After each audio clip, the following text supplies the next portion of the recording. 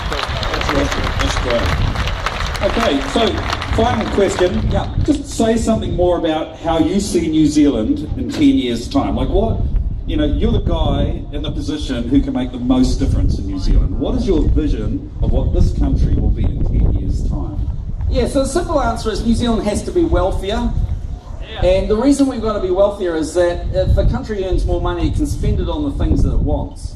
So whether it's a good education system, or it's helping people who come from disadvantaged backgrounds, or it's kind of building basic infrastructure, so all that sort of stuff, we've got to be wealthier. The second thing is that the world is changing. So like I said about Asia before, just to give you an idea, none of you spent 7 hours in bed last night. I'm not believing that. I think, especially if you're tenting over there, you wouldn't have got any sleep. But in 7 hours last night, we sold more to China than we sold in all of 1972. That's how the world's changing. So there's a huge opportunity for New Zealand as Asia just gets so much bigger for us to really sell a lot of things there. And one of the reasons we have been putting about $1.5 billion into ultra-fast broadband so that you can have 100 megs up and down. Yeah, exactly. So you can have music, TV, whatever it is you want into. I'll tell you why we're doing that. Because we've got to have services and industries and companies that can operate in New Zealand even though we're a long way away. So if you look at Weta Workshops, those guys have got a computer 7 times more powerful than any computer in Australia. And if we want them to stay, that's good actually, we're being the Aussies on that one. So we need them to be here. So the long and short of it is, I think if we get to a point where we take advantage of those things, then we can give you reasons to stay and to believe that New Zealand's going to produce the lifestyle that you want, and not just a nice place to bring up a family.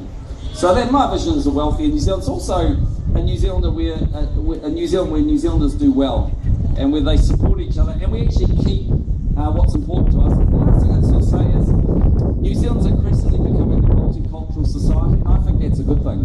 I think it makes us a lot more interesting, and it makes us a lot more understanding of what's happening around the world, and it makes us outward looking, and that's good. We want to be a dynamic place. We don't want to be a boring place. We want to be a dynamic country where you can do things, and you're proud to be a New Zealander. Thank you, John. Anyone excited about being a Kiwi this morning? I'm feeling proud.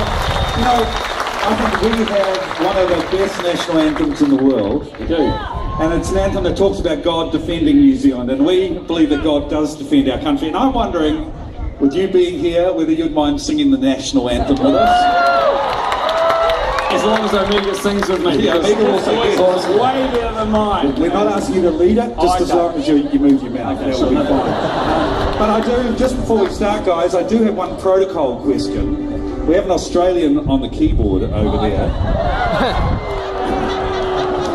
What's your name?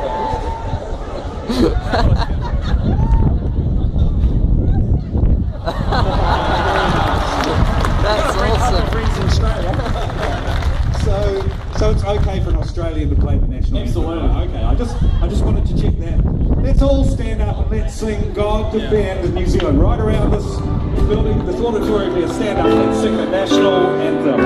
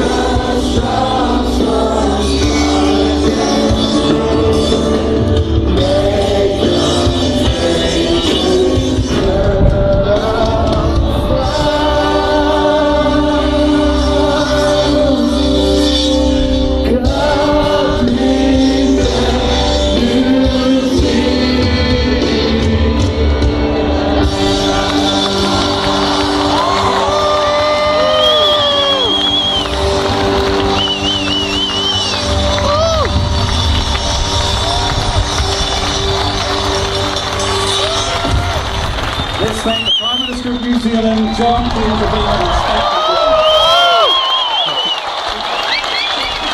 Thanks so much. God bless. Have a great weekend.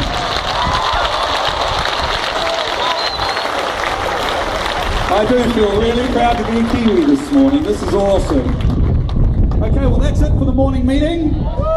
We've got a beautiful day. Go out and enjoy it, okay? Have a great day.